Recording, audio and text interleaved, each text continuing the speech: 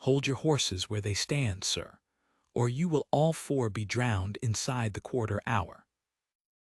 The voice came out of the fog on the Norwood causeway at a little after 5 in the afternoon, and the Duke of Norwood, who had been asleep in the corner of his own traveling carriage, was awake and at the window before his secretary had finished dropping his portfolio.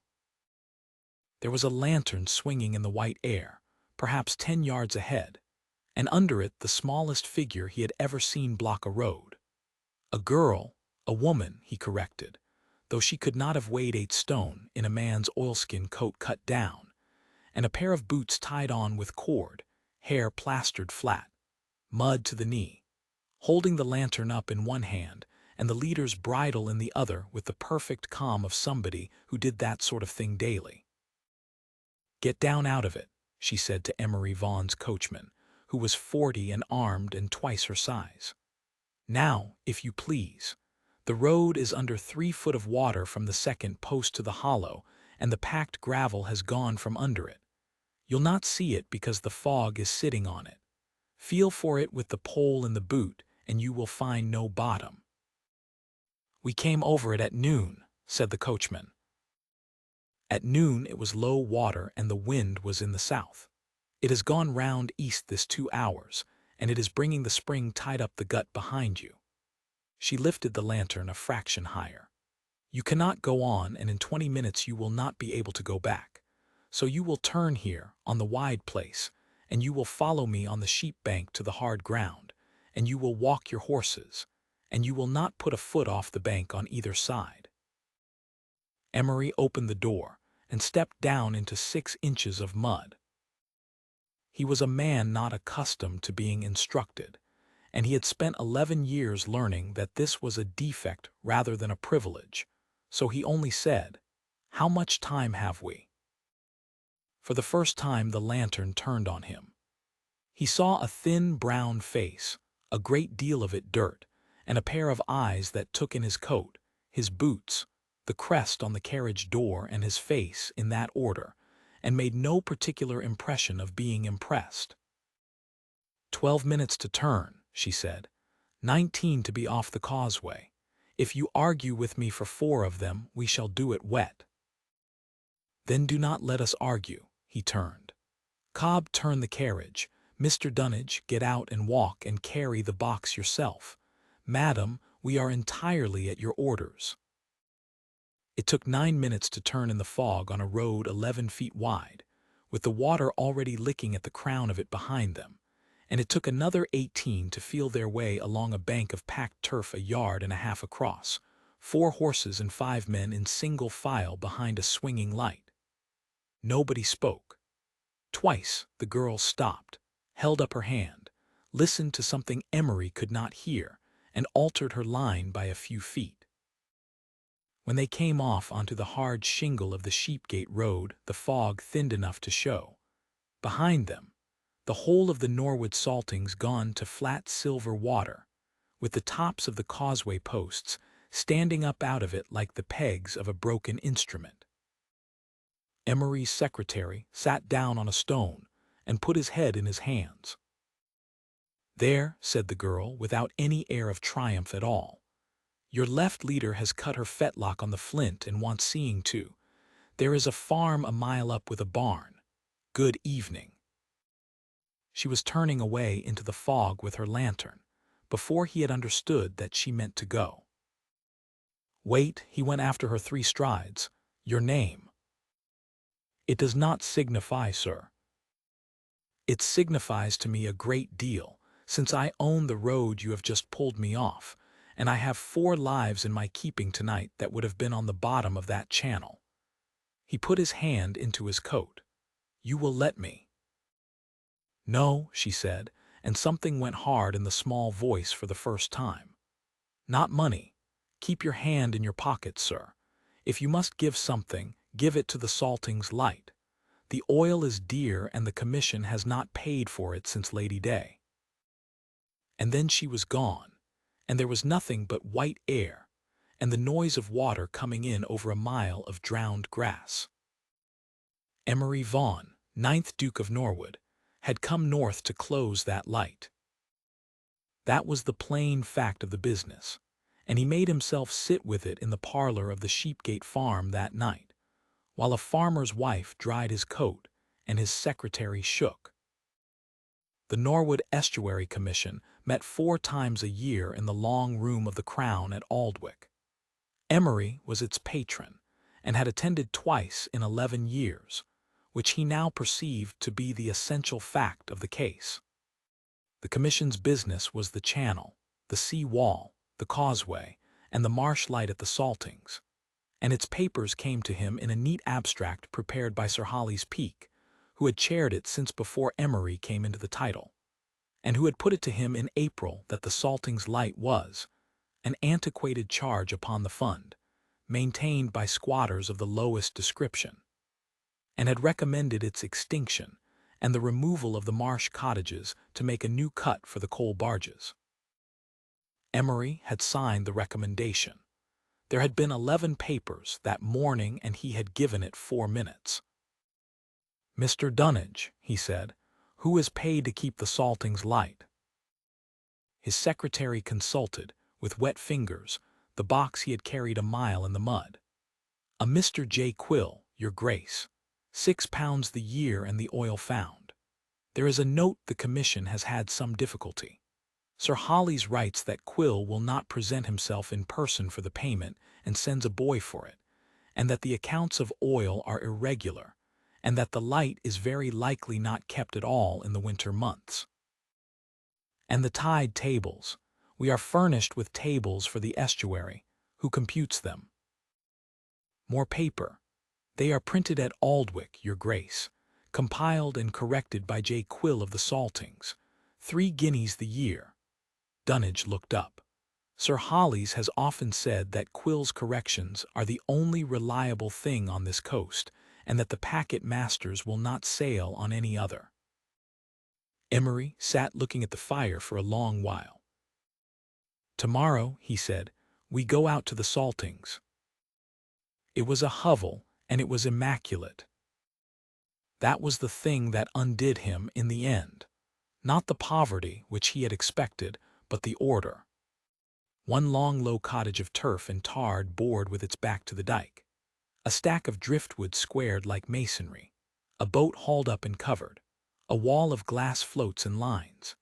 And inside, a scrubbed table, 3 shelves, and on those shelves an almanac, a copy of the Coast Pilot with half its pages loose, 2 volumes of logarithms, and 41 thin canvas-covered books in a row, dated on their spines, the oldest 26 years old. The girl from the causeway stood in the doorway with a mackerel in one hand and her chin up. "You have come to put us off," she said. "I have come to find Mr. J. Quill." "There is no Mr. Quill. There was Josiah Quill, master's mate, keeper of this light 19 years. She set the fish down. "He was my father, and he has been dead 6 years this January." The little room was very quiet. "6 years," said Emery. 6 years and 2 months. And in 6 years and 2 months the saltings light has never failed. The packets have come up the gut in fog on Quill's corrections every quarter since. I have the Commission's own minutes in my pocket, madam, complaining that Quill will not come in person to collect £6. "No," she agreed, "he will not. Because he is you." She said nothing at all. Emery reached past her. She did not stop him, and took down the newest of the canvas books, and opened it, and found the last 4 days entered in a small, hard, upright hand. Wind, glass, the state of the water at each hour, the height at high water against the 3rd post, and a column of computed corrections carried out to the minute. "Who taught you?" he said. "My father, until I was 15. After that the books." Her voice was quite level. "I have kept the light since the winter he died, because if it goes out the Aldwych packet comes onto the wind bank in the fog, and there are 11 souls aboard her most weeks, and the boy who fetches the £6 is my cousin Tam, and he fetches it because a woman who came in for it would be told to go home and get a husband to sign the book. And now you know it, sir, and you may do as you like, and I will thank you to be quick about it." Emery looked from the page in his hand to the ragged, filthy, unanswerable creature in the doorway. "Miss Quill," he said, "what is your Christian name?" "Bethan," she said. The Norwood Estuary Commission sat in extraordinary session in the long room of the Crown at Aldwych on the 14th of October, at the requisition of its patron, and Emery Vaughan took the chair himself for the first time in 11 years. There were 19 gentlemen present: Sir Holly's Peak, 4 magistrates, 2 coal factors, the Aldwych harbour-master, and a scattering of the county's better families who had come because word had gone round that something was going to happen. There were also, at Emery's particular invitation, seated on the bench along the wall in their Sunday coats, and looking as though they expected to be arrested, the masters of the 3 Aldwych packets and 2 Wynn fishermen. And there was, at a small table set square to the chair, in a clean brown gown lent by the farmer's wife at Sheepgate and boots that were still tied on with cord, Miss Bethan Quill of the Saltings, with 41 canvas-covered books stacked in front of her. "That," said Sir Holly's Peak, "is a Marsh squatter, your grace. Norwood has never." "That," said Emery, "is the keeper of the Saltings Light, and the compiler of the tide tables upon which every vessel in this estuary has sailed for 6 years, and she is here as a witness before this commission, which she has served for 6 years and 2 months at £6 per annum, without the commission ever once discovering her name. Sit down, Sir Hollies. You may ask her anything you please when I have done." He did it very carefully, because he had learned in 11 years of public life that the only thing that silences a room of gentlemen is fact, delivered slowly. He had the minutes of April read out, his own signature at the bottom of the recommendation to extinguish the light. He had the 6-pound entries read, all 6 years of them, and the name of the boy who came for the money. He had Josiah Quill's burial entry read out from the Aldwych Register, January the 11th, 6 years before.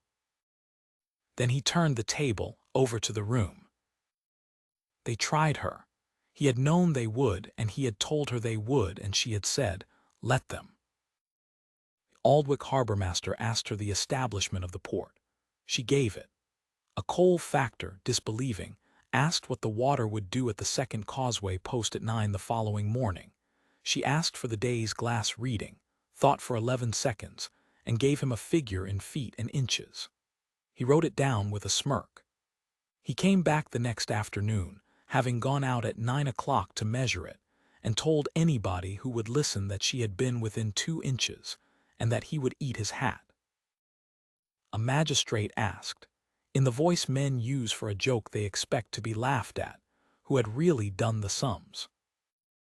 Bethan Quill stood up. "Sir," she said, "there are 41 books on this table in one hand, and it is mine, and every man on that bench behind me has come up the gut in the dark on a light I lit, and a table I computed, and 2 of them have got wives, and 1 has got a mother of 80.